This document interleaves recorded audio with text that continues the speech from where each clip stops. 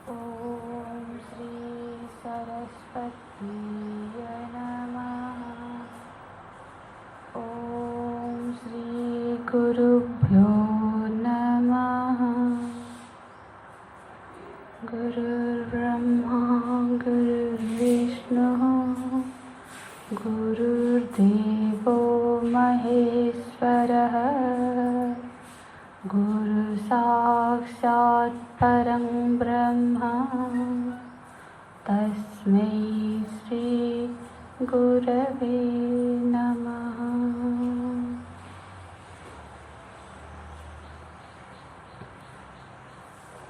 तस्मै श्री गुरवे नमः। ॐ पूर्णमदः पूर्णमिदं पूर्णात् पूर्णमुदच्यते पूर्णस्य पूर्णमादाय पूर्णमेवावशिष्यते। ॐ शान्ति शान्ति शान्तिः। हरिः ओम्।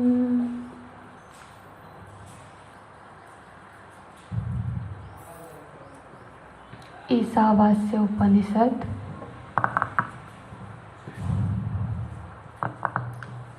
शुक्ल यजुर्वेद का मंत्र संहिता के काण्व शाखा के अंतर्गत 40वां अध्याय के रूप में प्राप्त होता है। तो जैसा कि कोई ग्रंथ में कोई एक प्रसंग है जो कि ग्रंथ के बीच में या अंत में होगा, तो उसके जो पूर्व के अध्यायों के प्रसंग है उसके साथ उस ग्रंथ का उस प्रसंग का कोई तो संबंध होगा, हाँ, उसके साथ वो जुड़ा होगा।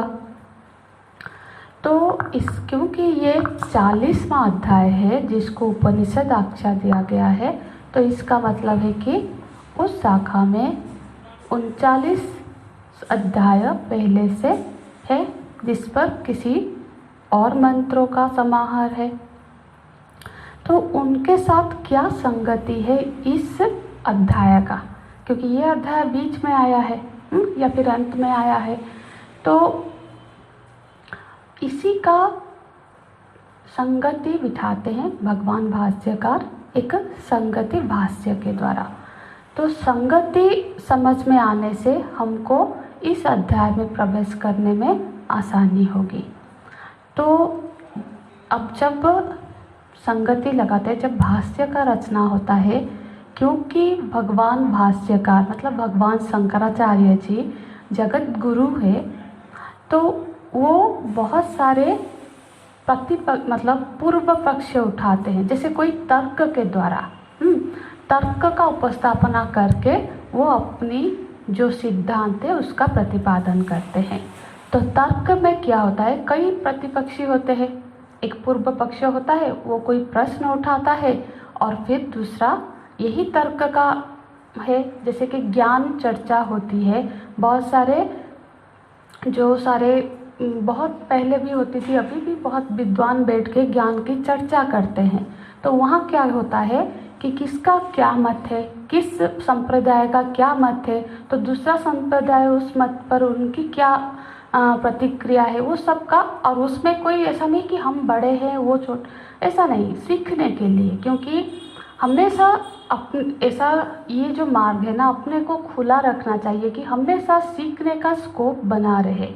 तो इसी पर्पस से ये सारे जो ज्ञान की चर्चाएं, ये जो तर्क वितर्क होता है, उसमें प्रतिपक्ष भगवान भाष्यकार स्वयं उठाते हैं। क्योंकि आप लोग जानते ही होंगे कि भारतीय दर्शन में 9 दर्शन को मान्यता प्राप्त है।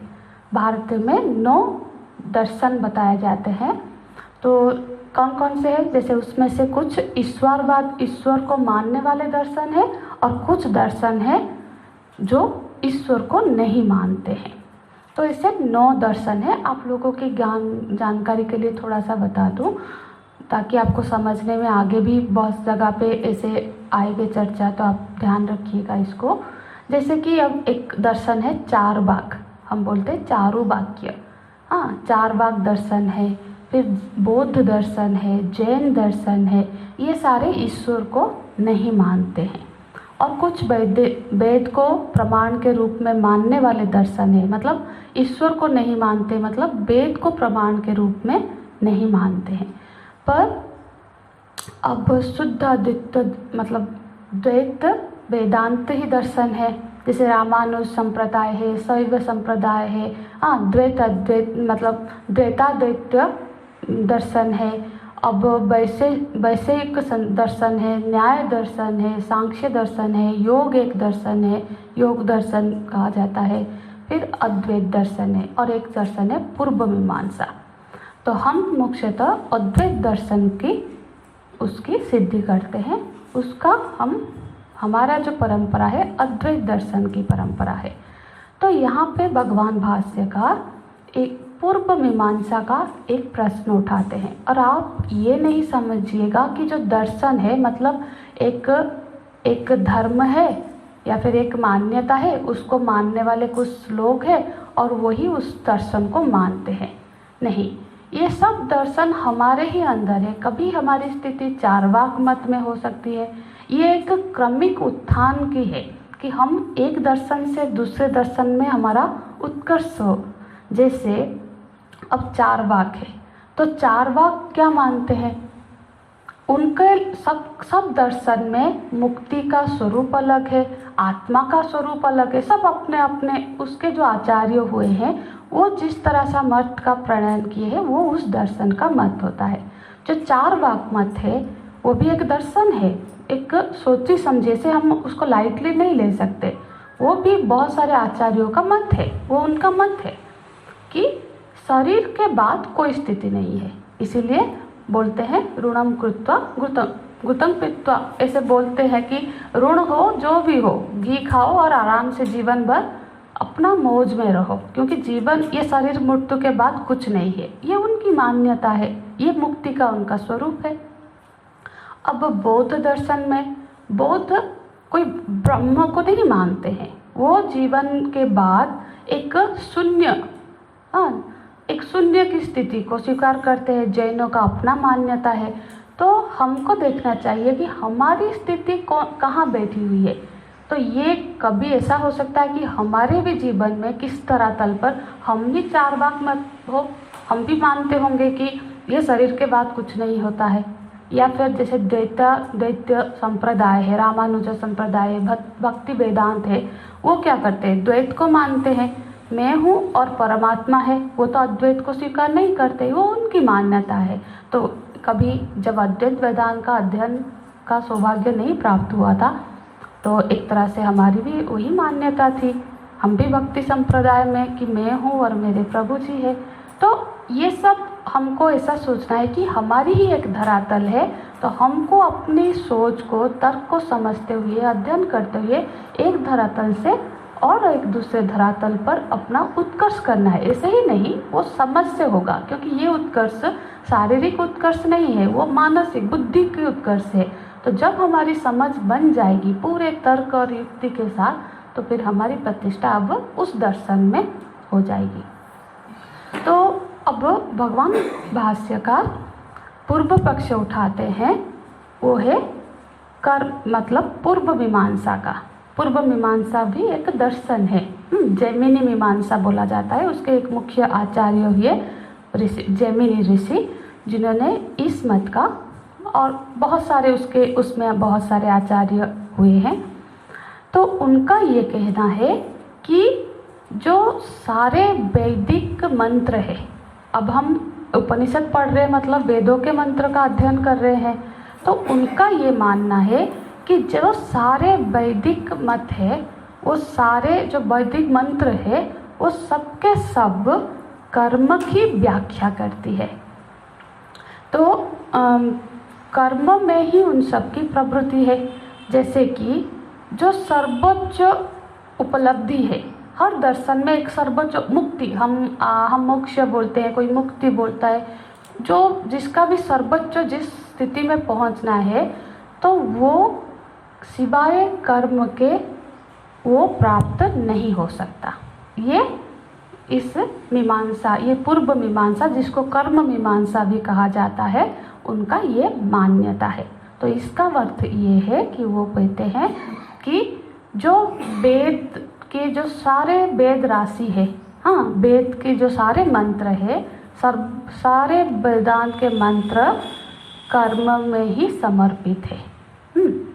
इसीलिए आप जो कह रहे हो कि ये जो 40वां अध्याय उपनिषद मतलब ज्ञान के लिए है, इसलिए जो आप उपनिषद व्याख्या कर रहे हो, क्योंकि एक ही अध्याय को हम उपनिषद बोलते हैं क्योंकि ये आत्मज्ञान के संदर्भ में है, तो वो इसको स्वीकार नहीं करते।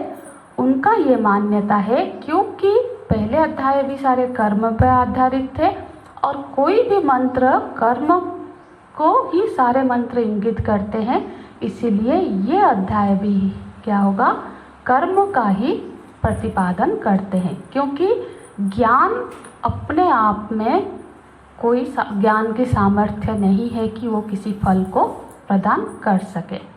और तब वो भी युक्ति बताते हैं कि यदि ज्ञान ही फल दे दे, जैसे कि अब भौतिक हम देखें तो किसी ने चिकित्सा विज्ञान मेडिकल साइंस की पढ़ाई की, ठीक है, उसने पढ़ाई की, अध्ययन किया, तो अध्ययन किया तो क्या हुआ, ज्ञान प्राप्त हुआ, चिकित्सा शास्त्र के बारे में उसको ज्ञान प्राप्त हुआ। क्या चिकित्सा शास्त्र के बारे में केवल ज्ञान प्राप्त हो जाने मात्र से उसको फल मिल गया? नहीं, उसको उसकी प्रैक्टिस करनी होगी। प्रैक्टिस नहीं करेगा तो क्या उसको कोई फल की प्राप्ति होगी? नहीं होगी। फल मतलब क्या, जो उसको चाहे जीवन पैसा चाहे वो किसी के भला के लिए हो, किसी का इलाज करे, किसी का ट्रीटमेंट हो, तभी तो उस ज्ञान की सार्थकता है। नहीं तो सिर्फ पढ़ने मात्र से क्या हुआ, ज्ञान क्या कोई फल दे पाया? जब तक ज्ञान को कर्म में हमने कर्म नहीं हुआ, हाँ, कन्वर्ट नहीं हुआ कर्म में, तब तक वो निरर्थक ही है, उसका तो कोई अर्थ नहीं रहा। तो इसीलिए तो सिर्फ आप मेडिकल हो, इंजीनियरिंग हो, कोई भी विद्या हो, सिर्फ इस विद्या को नहीं, यदि हम वैदिक विद्या को भी देखें, किसी ने सीख लिया कि ऐसे यज्ञ किया जाता है, ये मंत्र है, ऐसे वेदी बनेगा, ऐसे उसमें ये चीज़ें हवन सामग्री डलेगी, ये मंत्र है, ऐसे यजमान है, सारा उसने विधि विधान सीखा। सीखने से क्या हुआ, कभी वो यज्ञ कर्म अनुष्ठान होगा तभी तो फल की प्राप्ति होगी। सिर्फ जानने मात्र से कुछ प्राप्त हुआ क्या? इसीलिए तो जैसे हम कहते हैं ना, अरे कोई पढ़ाई कर रहा है, अरे भाई कुछ करो। कुछ करो का मतलब क्या? कुछ करो मतलब जिस तरह का तुमने ज्ञान अर्जन किया है, जिस फील्ड का भी हो, उसके रिलेटेड कुछ कर्म करो। हम बोलते हैं कुछ करो। कोई बोल रहा है कि मैं पढ़ाई की हूँ तो MBA पढ़ रहा हूँ, तो क्यों पढ़ रहा है? नहीं, पढ़ने के लिए पढ़ रहा हूँ, ऐसा तो नहीं होता है। मैं MBA पढ़ रहा हूँ, इंजीनियरिंग पढ़ रहा हूँ, क्योंकि कल जाके मैं इस रिलेटेड कोई कर्म में अपने को नियुक्त करूँगा। तो सारे ज्ञान तो किसी ना किसी कर्म में जाता है, तभी उसका फल दिखता है ना। ऐसा कभी होता ही नहीं है कि सिर्फ ज्ञान प्राप्त कर लिया और फल प्राप्त हुआ। ये उनकी तर्क है ना, और बिल्कुल सही भी लगता, हमको भी तो ऐसा लगता है, क्या नहीं लगता है? हम भी ऐसे ही सोचते हैं कि सिर्फ ज्ञान से क्या होगा। अब उपासना का भी ज्ञान मान लो, मतलब उपासना मतलब जो पूजा कर्मकांड नहीं, पूजा पाठ जैसे उपासना एक भावनात्मक होता है, कर्मकांड तो एक क्रियात्मक है। तो भावना वक्त होने पर भी यदि हमने जाना कि हमारे जो इष्ट देव है उनको तुलसी पसंद है, उनको ये फूल पसंद है, उनको भोजन में मक्खन पसंद है, उनको हम समझे जाला कि उनकी ऐसी पूजा की जाती है, सालग्राम जी की इस श्लोक से स्नान की जाती है, इस तरह से उनको धूप दीप दिया जाता है। क्या जानने मात्र से कुछ हुआ?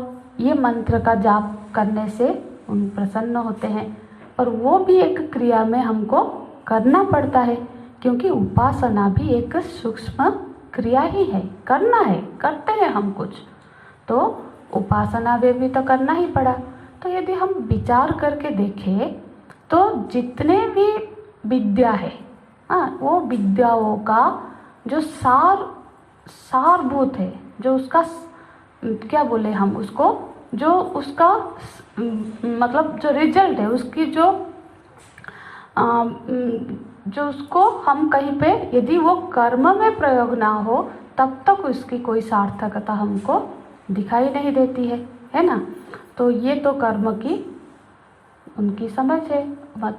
तो जो कर्म है, तो ये जो पूर्व मीमांसा है, जो कर्म मीमांसा है, ये यही मानते हैं, ये मान्यता है उनकी कि ज्ञान का जब तक किसी कर्म में विनियोग ना हो तब तक वो उसका कोई सार्थकता नहीं होता है।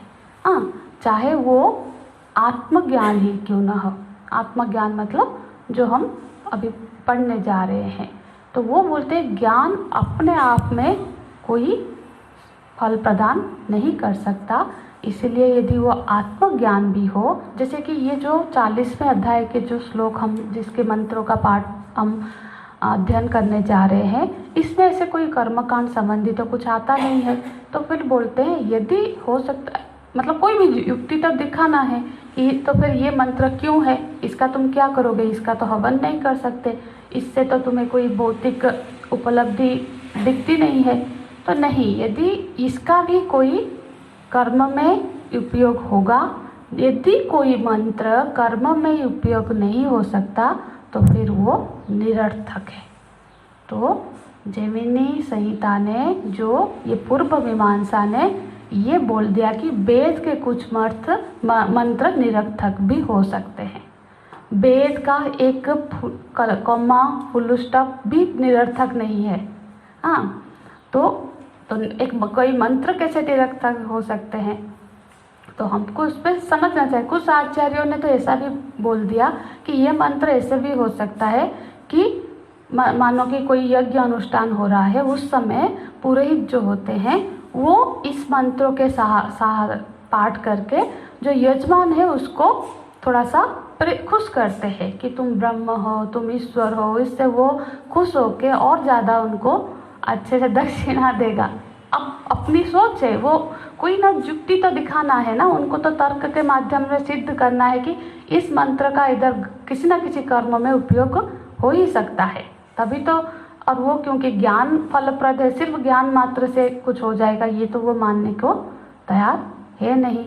तो इस तरह से जैसे कि कुछ मंत्र है वेदों में जो कि प्रकृति का वर्णन करते हैं, तो फिर वो मंत्र भी यदि किसी वृक्ष का उसके डालियाँ ऐसी है, पत्ते ऐसे हैं उसका, तो इसका अर्थ है कि इस वृक्ष के कौन से एक यज्ञ है जिसमें इस वृक्ष के संविधा का प्रयोग होगा, इसीलिए ये मंत्र वहाँ पे आया है। तो इस तरह से उनकी तर्क ये है कि क्योंकि कर्म में ही प्रयोग हो सकता है, बिना कर्म के ज्ञान अपने आप में कोई फल प्रदान नहीं कर सकता, इसीलिए ये 40वां अध्याय भी कर्म के लिए ही क्या है, समर्पित है। ये कोई ज्ञान अलग से ज्ञान के मंत्र नहीं है। तो भगवान भाष्यकार यहाँ पे बता रहे हैं कि ईशावास्यम इदगम आदि जो मंत्र है कर्म तो विनिर्युक्त, तो ये सिद्धांत देते हैं कि इसका कर्म में विनियोग नहीं हो सकता। जैसे कि ये जो मंत्र है ये ज्ञान के मंत्र है और इसका कर्म में कभी भी विनियोग संभव नहीं है, और ये मंत्र अपने आप में सफल है, फलदायक है, अपने आप में ही फलप्रद है। ऐसा नहीं है कि इसके अध्ययन के बाद तो इसका कोई अनुष्ठान करना पड़े। कैसे, जैसे बोलते हैं मुक्ति, तो अद्वैत वेदांत के मत में क्या है, मुक्ति माने जीव का अज्ञान ही बंधन है। तो अज्ञान बंधन है तो ज्ञान ही मुक्त कर सकता है, जिससे बांधा है उसको छुड़ाने से ही तो मुक्ति मिलेगी। आप जिससे बंधे हैं उसको छोड़ के और कुछ करेंगे तो हम तो मुक्त नहीं होंगे। यदि अज्ञान हमारे बंधन का कारण है तो मुक्ति का कारण ज्ञान ही हो सकता है ना। तो फिर ज्ञान, ये सब जो मंत्र है ये ज्ञान के मंत्र है और ये ज्ञान के मंत्र मुक्ति प्रदान कर सकते हैं, उसमें समर्थ है। तो फिर जरूरी तो नहीं है कि हर दर्शन अज्ञान को ही बंधन का कारण मानता हो। तो पूर्व मीमांसी फिर बोलते हैं कि हम तो अज्ञान को बंधन का कारण नहीं मानते हैं। हम बंधन का कारण दुख की परिस्थिति है, जो परिस्थिति हमारे है वो हमको बांधे रखता है। दुखद परिस्थिति है तो सिर्फ ज्ञान हो जाने से तो दुखद परिस्थिति नहीं मिट जाएगी। हम बंधे हुए हैं तो हमको दुखद परिस्थिति को सुखद परिस्थिति में बदलना होगा और सुखद परिस्थिति में बदलने के लिए कर्म करना होगा, क्योंकि कुछ दुष्कर्म से, हमारे गलत कर्मों से हमको ये दुखद परिस्थिति प्राप्त हुई है। परिस्थिति को बदलना है तो हमको सत्कर्म करना है। जो भी सत्कर्म, दान, यज्ञ, उपासना, पूजा पाठ, जितने भी आप सोच सकते हैं, सेवा, तो वो सत्कर्म के द्वारा हम अपने जो सारे दुष्कर्म है उसको निवृत्त करके अपना जो परिस्थिति है उसको प्रतिकूल से अनुकूल बना सकते हैं। जैसे शरीर हमको दुख दे रहा है, ठीक है, शरीर भी एक परिस्थिति है। परिस्थिति मतलब हम समझते हैं जो चारों तरफ है, ऐसे नहीं। जो हमारा शरीर भी कर्मजन्य है, कर्म, हमारे पिछले कर्मों के आधार पर ही हमको ऐसा शरीर प्राप्त हुआ है। ये जो शरीर का हेतु कर्म है ना। किसी को नारी शरीर, किसी को पुरुष शरीर, किसी को सुंदर, किसी को अपंग, ये सब कैसे ही हुआ है? नहीं, अपने कर्म के आधार पर हमको ये शरीर प्राप्त हुआ है। तो शरीर भी, तो शरीर के सुख दुख, मन के सुख दुख, वो भी परिस्थिति ही है। हाँ, संबंध, जो संबंधियाँ हैं, हमारे घर वाले, आस पड़ोस के लोग, जिनके हमारे संबंध है, वो लोग भी हमको सुख दुख देते हैं। वो भी परिस्थिति हमारे भाग्य के मुताबिक, हमारे कर्म से ही हमने वो प्राप्त किया है। तो परिस्थिति मतलब ऐसा नहीं कि जो चारों तरफ की चीज़ें है वो हमको उस पर सब, जैसे हमारी भावनाएं हैं, कभी कभी बिना कारण ही मन में ऐसे बेचैनी, ऐसे मन ही हमको मानो कि कष्ट दे रहा है। हाँ, कोई और कष्ट नहीं दे रहा है, हमारा मन ही हमको कष्ट दे रहा है। तो मन भी एक परिस्थिति बदलता है। किसी के प्रति संदेह आ गया, उसने मेरे को झूठ बोला, हालांकि वो सच नहीं होगा, पर जो संदेह है वो हमको पीड़ा दे रहा है। हाँ, या फिर कुछ किसी के बारे में किसी ने गलत इन्फॉर्मेशन दे दी, तो ये सब भी हमको पीड़ा देती है। तो इसके लिए परिस्थिति कर्म ही दायी है। तो फिर हम क्या चर्चा कर रहे हैं? तो यदि उनका ये तर्क है कि यदि आप बोल रहे हो कि अज्ञान ही बंधन का कारण है, तो हम तो समझते हैं कि ये जो परिस्थिति है सुखद दुखद, यही बंधन का कारण है। क्योंकि आप जाके किसी को पूछोगे कि अरे भाई क्यों दुखी हो, तो कौन बोलेगा कि मैं अज्ञान हूँ इसीलिए दुखी हूँ? नहीं बोलेगा, है ना। कौन बोलता है? बोल भी सकते जो कि वेदांत के, अरे मेरे अज्ञान के वजह से मैं दुखी हूँ, नहीं मिलता। पर वो समझ कहाँ है? जिसको भी पूछोगे ऐसा हो गया बोल के कोई एक परिस्थिति बताएगा, कोई संबंध बताएगा, या फिर कोई एक शरीर का पीड़ा बताएगा, है ना। अज्ञान थोड़ी ना बताएगा। जो आप बता रहे हो कि अज्ञान के वजह से हम मतलब बंधन में है, तो अज्ञान मिट जाएगा तो बंधन मिट जाएगा, नहीं। क्योंकि हम यदि बहुत सत्कर्म करें, हम अपने कर्म से क्या करेंगे?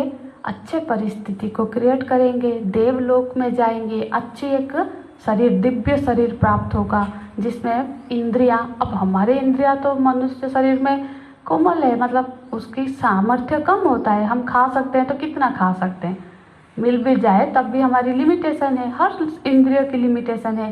पर देवताओं में कितना भी हवन कर लो, करोड़ों लोग एक साथ हवन करें तब भी वो खा सकते हैं, उसका भोग कर सकते हैं। हम भोग नहीं कर सकते, तो हमको एक दिव्य शरीर प्राप्त हो जाएगा। ऐसा परिस्थिति प्राप्त होगा कि चारों तरफ लोग हमको बहुत प्यार करेंगे। ऐसा शरीर प्राप्त होगा कि कभी वृद्ध ही नहीं होगा, कभी उसमें जरा ही नहीं आएगी, कोई रोग नहीं आएगा, हमेशा युवावस्था बनी रहेगी। और क्या चाहिए? भोग, जब जो भोग चाहे वो मिल जाए। तो ये सब हम सोचते हैं कि सुखद परिस्थिति हो गई और ये सब हो गया तो यही दुखों से मुक्ति दिला दिया। मुक्ति कहाँ पानी है? दुखों से ही तो मुक्ति पानी है। ये उनका तर्क है, ठीक है।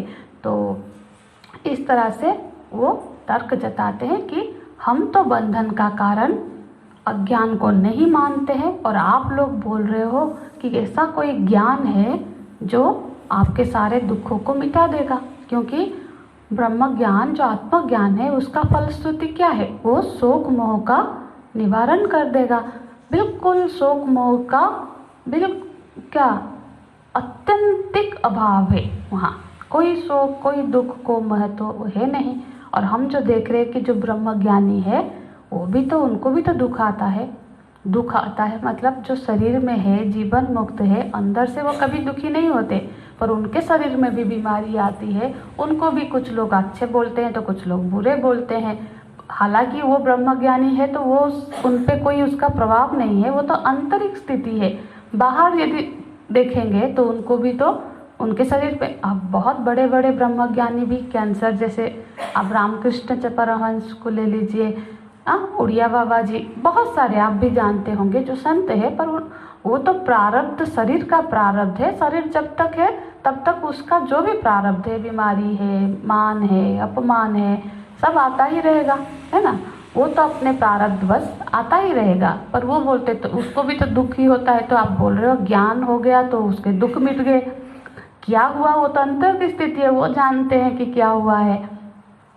तो इसीलिए हम ऐसा नहीं मानते हैं कि कोई ज्ञान आत्यंतिक दुखों से निवृत्ति करा सकता है।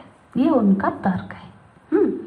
अब भगवान भाष्यकार सिद्धांत को, अद्वैत के सिद्धांत को प्रतिपादन करते हैं कि ईशावास्य आदि जो मंत्र जो हम पाठ कर अभी अध्ययन करने जा रहे हैं, वो मंत्रों का कर्म में कभी भी विनियोग संभव नहीं है, क्योंकि ये ज्ञान प्रदान करने के लिए है।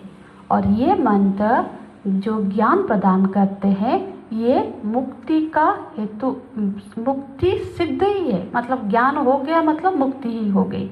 ऐसा नहीं कि आज हमने ज्ञान प्राप्त किया फिर जाके कुछ करेंगे, कुछ उसका जाप करेंगे, कोई अनुष्ठान करेंगे उपनिषद पढ़ के, नहीं। वो ज्ञान यदि हम समझ गए, अब जो मंत्रों का हम अध्ययन करेंगे, ये हमारे लिए बड़ी सुखद बात है कि उसके बस समझ जाने से वो ज्ञान यदि हमको हो गया तो हमारे सारे दुखों से हम मुक्त हो। हमको यहाँ से जाके कुछ करने की ज़रूरत नहीं है, यहीं घट जाएगा। तो ये फल है। तो बोलते हैं ऐसा क्यों, हेतु देते हैं। ये है सिद्धांत कि इन मंत्रों का, ये जो ईशावास्य आदि मंत्रों का कर्म में कभी विनियोग संभव नहीं है। ये सिद्धांत है अद्वैत वेदांत का। उसका कर्म में विनियोग मतलब ऐसा नहीं है कि ज्ञान के मंत्रों को कुछ कर्म करना है, कोई अनुष्ठान करना है। हेतु क्या देते हैं, हेतु माने हमने पढ़ा था, मानते कोई कारण बताते हैं क्यों ऐसा है, क्योंकि बोलते हैं हेतु तेषां कर्म शेषस्य यथार्थ प्रति प्रकाशकत्वात्, यथार्थ प्रकाशकत्वात्, माने यथार्थ का, क्योंकि ये यथार्थ का प्रकाशक है। ये जो मंत्र कैसे है, ये यथार्थ का प्रकाश करते हैं। यथार्थ माने जो वस्तु जैसा है उसको वैसा ही दिखाते हैं, उसको वैसा ही समझाते हैं। तो यथार्थ का वो प्रकाशक करते हैं, यथार्थ को हमको समझाते हैं। इसीलिए ये मंत्र का कर्म में विनियोग नहीं हो सकता। यथार्थ किसका, आत्मानः, आत्मा की यथार्थ का। तो कौन सी आत्मा, तो यहाँ पे बोलते हैं कौन सी आत्मा है, जो आत्मा कर्म शेष नहीं है। अब कर्म शेष माने क्या, देखो कोई भी कर्म हम करते हैं, तो अब यज्ञ का ही हम सोच रहे हैं, तो यज्ञ कर्म करेंगे तो उसके लिए संविधा चाहिए, ये यजमान चाहिए, पुरोहित चाहिए, एक जगह चाहिए जहाँ पे वो हो, एक काल किसी समय में निर्धारित किया जाता है, इस समय में ये यज्ञ करेंगे, इन वस्तुओं की आवश्यकता है, ये सारे विधान है, ये मंत्र है। साथ ही साथ जो यजमान है उसके लिए भी कई नीति नियम है कि तुम फलाहार में रहोगे या सिर्फ जलपान, किस यज्ञ का किस तरह सा नियम है, वो सारे आ जाते हैं इस सब को बोलते हैं कर्म शेष। मतलब उस कर्म को अनुष्ठान करने के लिए ये सारे चीज़ों की आवश्यकता है, ये सबको साधन की जरूरत है। बिना साधन में वो कर्म कभी भी अनुष्ठित नहीं हो सकता, है ना। सिर्फ ज्ञान, अब चाहे वो डॉक्टर हो, इंजीनियर, कोई हो, जो पढ़ा है उसको वस्तुओं के साथ ही वो काम करेगा। मेडिसिन तो देगा ना डॉक्टर, हाँ। अब जो पुरोहित है वो किन चीज़ों से ही वो यज्ञ अनुष्ठान करेगा, जो इंजीनियर है वो किन चीज़ों से, तो उसके लिए साधन जरूरी है। पर आत्मा वस्तु कर्म शेष है, उसके लिए किसी वस्तु की आवश्यकता है नहीं। अब जो कर्म है, देखो, क्योंकि आत्मा क्या है, अगर आत्मा में कर्ता भोक्ता तो है नहीं, जब तक ये करने की क्रिया चल रही है ये अज्ञान की स्थिति में ही हो रही है कि हम कर्तृत्व, भोक्तृत्व, इच्छा है, इच्छा की पूर्ति के लिए कर्म कर रहे हैं, वो सारा जो है अज्ञान की स्टेज में है। पर आत्मा में कर्म का अभाव है, तो आत्मा वस्तु जो है, अब कर्म का देखो, कर्म में क्या होता है, कुछ उत्पन्न होता है। कर्म में 4 चीज़ें होती है, इधर कुछ हम कर्म करके कुछ उत्पन्न करते हैं, मिट्टी था उसको घड़े में कन्वर्ट कर, कुछ हमने मेहनत की और वो कुछ और बनाया, कुछ उत्पन्न हुआ, मेहनत की तो फसल उत्पन्न हुआ, कुछ एक नई चीज़ उत्पन्न हुई। दूसरा, कुछ खराब हो गया था उसको ठीक किया, रिपेयर किया, संस्कारित किया, मतलब कुछ खराब जंग लग, कुछ भी रिपेयर हुआ, संस्कारित किया, वो उसमें भी हमने मेहनत की, कर्म किया। या फिर कुछ कर्म में कुछ विकार हो गया, जैसे कि दूध को दही बन गया, कुछ विकार आ गया, वो भी मेहनत से हुआ, कर्म से हुआ। या फिर कहीं पे आप मतलब कहीं गए और किसी चीज़ को हम लेके आए, किसी चीज़ को प्राप्त किया। हाँ, क्या ये सारी चीज़ें आत्मा में संभव है? जैसे कि जो आत्मा वस्तु है वो तो उत्पन्न होती नहीं कि उसमें वो ना किसी चीज़ को उत्पन्न करती है, तो यहाँ कोई चीज़ नई बनानी और बनने की हो ही नहीं सकती। जो कर्म से हम करते हैं, कर्म से कुछ बनाते हैं, कुछ चेंज करते हैं ना। कर्म किया तो सिर्फ कर्म किया, हवा में थोड़ी ना हाथ हिलाए, कुछ तो किया हमने, तो कुछ हुआ। तो आत्मा में तो वो चीज़ संभव नहीं है। आत्मा में विकार है ही नहीं, तो संस्कार करने की नहीं है। और प्राप्त करने, कोई चीज़ दूर है तभी तो हम वहाँ जाएंगे और उस चीज़ को प्राप्त करेंगे। प्राप्त करने के लिए जो हम कर्म किए, गए वहाँ या फिर कुछ उसको खींचा, जो भी किया, मेहनत की, क्योंकि वो हमसे दूर है, उस चीज़ को हमने प्राप्त किया। पर आत्मा तो हमेशा प्राप्त, हमारे पास किसके पास आत्मा नहीं है जो जाएगा कहीं लाने। हम तो आत्मा स्वरूप अपने को प्राप्त करने के लिए हमको कहीं और जाने की जरूरत है। वो तो सर्वगत है, सर्वत्र है, वो तो नित्य प्राप्त ही है। तो नित्य प्राप्त वस्तु को फिर प्राप्त करने के लिए हमको किसी कर्म करने की जरूरत पड़ेगी क्या? नित्य प्राप्त वस्तु अज्ञान के वजह से ढका हुआ है, अज्ञान मिटा तो प्राप्त ही है ना। अब अंधेरे वाले कमरे में कोई चीज़ देखनी हो तो हम लाइट लेके जाएंगे। दीपक जल रहा है देख के आओ, तो क्या लाइट लेके जाएंगे दीपक जल रहा है देखने के लिए? वो तो स्वयं प्राप्त ही है, वो तो खुद ही दिख रहा है आल। तो इस तरह से ये जो कर्म आत्मा में नहीं घट सकता, इसीलिए ये प्रतिपादन करते हैं कि जो मंत्र, वो ये जो आगे के मंत्र है, ये आत्मा का यथार्थ का वर्णन कर रहे हैं। आत्मा जो नित्य है, जो सर्वगत है, जो अपाप विद्ध है। बहुत सारे आत्मा के लक्षण आएंगे, उस पर हम विस्तार से चर्चा भी करेंगे। तो ये तो आत्मा का स्वरूप का ज्ञान दिला रहे हैं कि ये आत्मा वस्तु ऐसा है, तो उसको तो जानना ही है, उसमें फिर करना क्या है। हाँ, आत्मा नित्य वस्तु है, ये जानने के बाद ये यदि हमारा बोध हो गया, हम जाके क्या करेंगे, फिर इसका करेंगे किस कार्य में इसका उपयोग करेंगे हम। तो ये सारे लक्षणों का, ये आत्मा का प्रतिपादन हो इस ज्ञान के मंत्र में हो रहा है, जो कि स्वयं सफल ही है।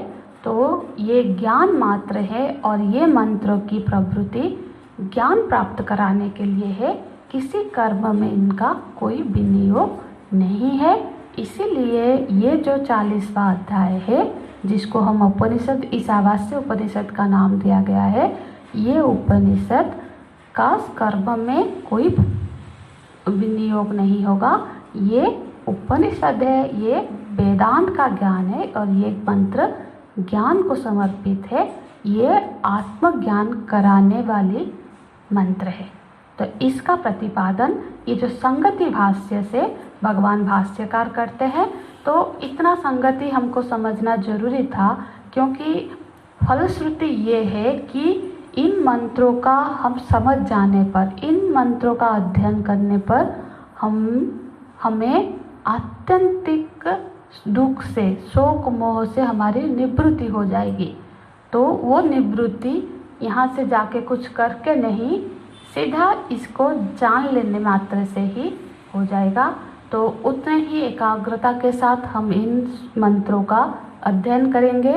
प्रभु कृपा से यदि ये मंत्र हमारे समझ में बिल्कुल आ जाते हैं तो फिर तो हमारे दुखों का बिल्कुल आत्यंतिक निवृत्ति है।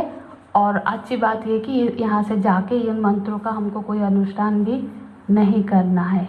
हाँ, उसका बार बार अध्ययन करना है, क्योंकि एक बार सुनने से क्या है ना, एक बार में भी हो जाता है। यदि हमारी ऐसी धरातल तैयारी हो गई है, नहीं हुए है तो हो सकता है हम, कोई एक पाठी होता है, दो पाठी होता है, कोई बहुपाठी होता है, तो हम अपने अपने हिसाब से उसको बार बार थोड़ा सा रिवीजन करते रहेंगे तो फिर ये समझ में आराम से आएगा और बड़ी आनंद प्रदान करता है। तो हरि ओम तत्सत्। ओम पूर्णमदः पूर्णमिदं पूर्णात् पूर्णमुदच्यते पूर्णस्य पूर्णमादाय पूर्णमेवावशिष्यते। ओम शांति शांति शांति। हरि ओम। श्री गुरुभ्यो नमः। हरि ओम।